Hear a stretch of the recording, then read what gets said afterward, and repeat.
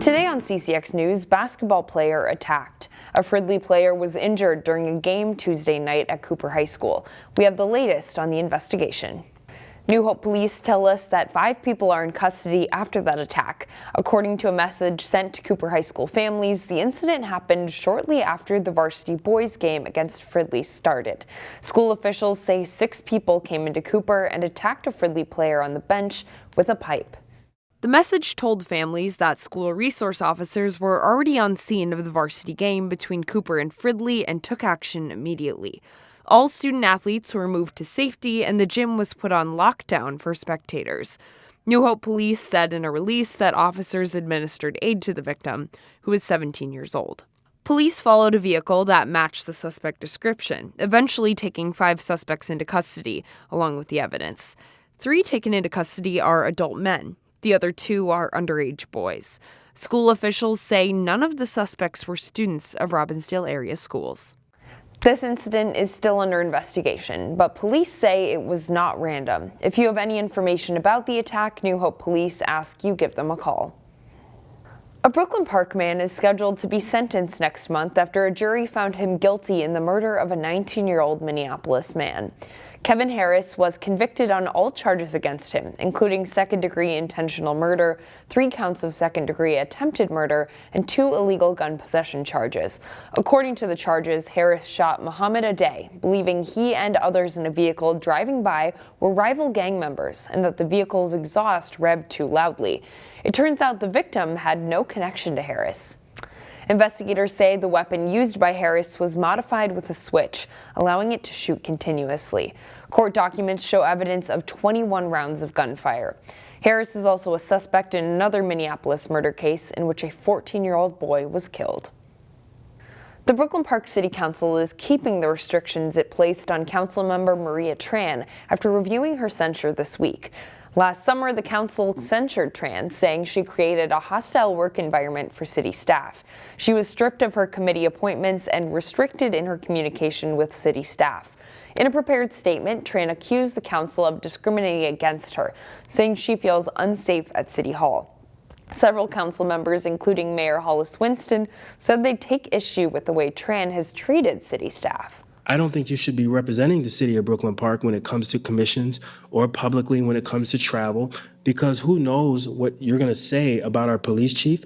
Who knows what you're going to say about other employees who simply cannot protect themselves? Tran filed a lawsuit against several members of the city council last fall. It came after the council requested she seek a mental health evaluation. That litigation remains ongoing. A Crystal Food Shelf hosted Representative Ilhan Omar this week to ask for help with future funding. These programs need to continue so that we can sustain the current level of service for our clients. If we don't have that assistance, we're going to have to get that from the community, and all food shelves are going to be hurting. Officials at Near Food Shelf met with Representative Omar on Wednesday, showing off their recently remodeled facility. Omar's visit comes just after President Trump's administration announced plans to freeze federal grants and loans. The White House has now rescinded that freeze. Omar says she's hoping to make food insecurity a priority while debating the federal budget. Congress has the power of the purse. We allocated resources where we wanted. If the president wants a budget that meets his agenda, he can work with Congress to pass that. Near Food Shelf gets some of its food through the Federal Emergency Food Assistance Program. Meanwhile, the Brooklyn Park-based Second Harvest Heartland Food Bank released a new study that reveals difficulties in combating hunger. According to the food bank's statewide hunger study, 20% or 1 in 5 Minnesota households are experiencing food insecurity. What's more, the study reveals that 30% of Minnesota households are not confident about having enough food in the next year. Second Harvest Heartland officials attribute the issue to rising costs of housing, health care, energy, and childcare. The largest business unit for General Mills is calling many of its employees back for in-person work. A company statement said North America retail employees must be in the office Tuesday through Thursday. The policy takes effect February 17th. It's the latest example of companies walking back policies deployed during the pandemic. It's not disclosed how many workers the new policy will impact. The company had listed 3,500 workers at its Golden Valley headquarters. There may not be a lot of snow on the ground, but a celebration of all things winter is happening this weekend in Maple Grove. And best of all, it's free of charge. We kind of go whether there's 10 feet of snow on the ground or 0 feet of snow and 40 degrees. So we try to pick activities that can work in sort of either way. And we also always have alternate activities just in case there's mounds of snow or not enough snow. On Saturday, Maple Grove's Central Park will play host to its annual Wonders of Winter event. Ice skating is always on tap at the skating loop, but families will also be able to make s'mores, watch ice sculptors in action, enjoy horse and wagon rides courtesy of the Maple Grove Lions, and take part in plenty of other fun activities to celebrate the season. It's the most fun, getting to see people come to the park and enjoy everything that we plan and put together. It's the whole reason we do why we do and why we're in Parks and Recreation. The Wonders of Winter event is February 1st from 1 to 4 p.m. For a full list of Saturday's activities, you can go to ccxmedia.org.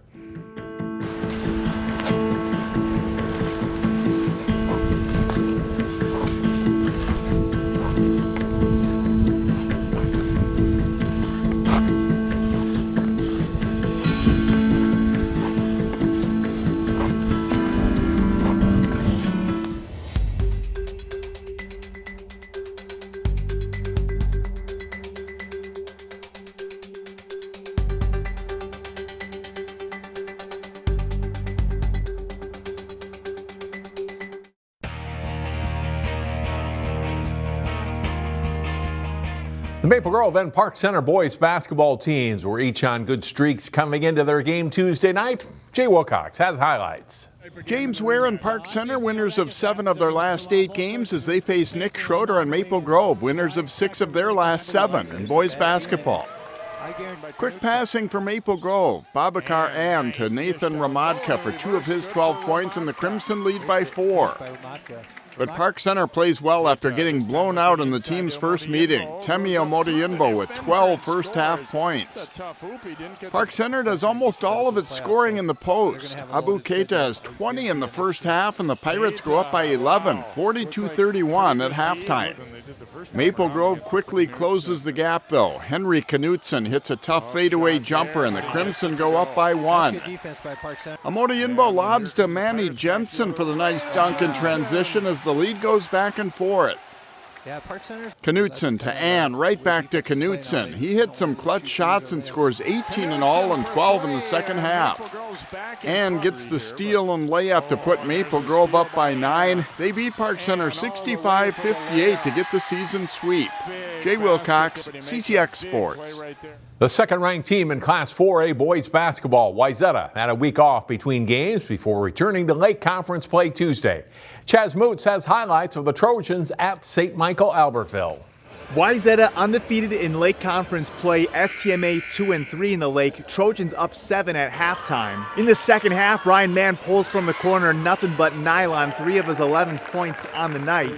Wayzata shot well after intermission and they ran well. Christian Wiggins up ahead to Brady Lamb, lay-in for an easy 2. Trojans doubled their halftime lead in the first 5 minutes of the second half. Later on, Wyatt Macbeth, this was the second of 2 threes he hit on back-to-back possessions. Macbeth chipped in 11. Then the Trojans go inside. Tommy Shunmagavilu bullies his way inside for the and 1. The inside-outside game was working for Wayzata. Isaac Olmstead one dribble cross into a step back for 3. Olmstead added 8. The Trojans had 5 players score 8 or more points, led by Nolan Anderson's 23. Wayzata outscores STMA 40-16 in the second half and wins big over the Knights. In St. Michael, Chaz Moots, CCX Sports.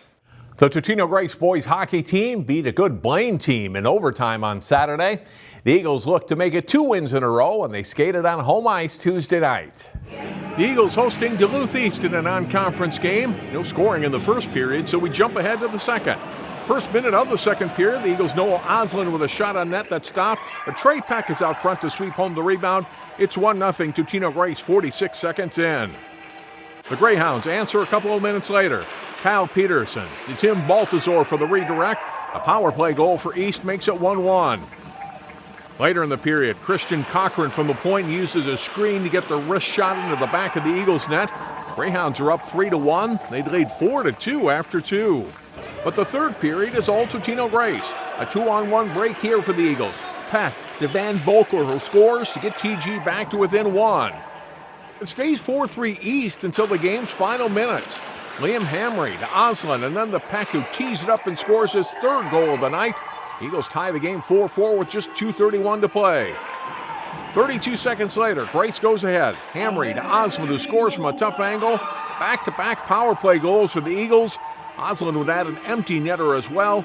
Totino-Grace rallies in the third to beat Duluth East 6-4. PG is now 10-6-1 on the season and hosts Andover Thursday. John Jacobson, CCX Sports. CCX Media, your source for great local programming, is available on Amazon Fire TV, Apple TV, and Roku. Our free app allows you to stream all 3 of our channels live.